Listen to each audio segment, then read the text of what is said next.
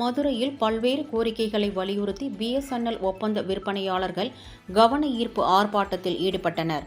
Madurai BP குளம் தொகுதியில் உள்ள பிஎஸ்என்எல் முதன்மை மேலாளர் அலுவலகம் முன்பு நடைபெற்ற ஆர்ப்பாட்டத்தில் நிலுவையில் உள்ள ஊதியம், வாடகை தொகை ஆகியவற்றை உடனடியாக வழங்க வேண்டும் என்பன உள்ளிட்ட கோரிக்கைகளை வலியுறுத்தி கோஷங்கள் எழுப்பினர். கடந்த 9 காலமாக எங்களுக்கு டிஎஸ்சிஎம் அப்படின்ற சாஃப்ட்வேர் மாற்றிருக்கிறாங்க. முதல்ல பழைய எஃப்எம்எஸ் சாஃப்ட்வேர் அப்படின்னு ஒரு சாஃப்ட்வேர் இருந்துச்சு. அந்த எஃப்எம்எஸில் எங்களுக்கு எந்த விதமான குறைபாடுகளும் இல்லாமல் இருந்தது. ஆனால் இப்போ புதுசாக அப்டேஷனுக்காக டிஎஸ்சிஎம்ன்ற ஒரு மென்பொருள் கொண்டு வந்திருக்காங்க. அந்த மென்பொருளில் இருக்கிற குறைகள் நிறைய இருக்குது.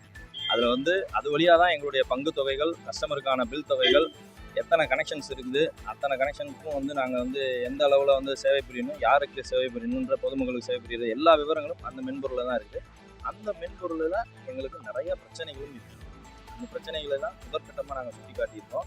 ஆனால் இது வரைக்கும் நாங்கள் நம்மளுடைய மதிப்புக்கு மிகுந்த சிஎம்டி சார் வரைக்குமே நாங்கள் லெட்டர் கொடுத்துருக்கோம். ஆனால் அதுக்கு எந்த விதமான நடவடிக்கையும் எடுக்காதனால இன்றைக்கி நாங்கள் பிஎஸ்என்எல் அலுவலகத்தை அதிகாரிகளை கவனத்தை ஈர்க்கும் விதமாக இந்த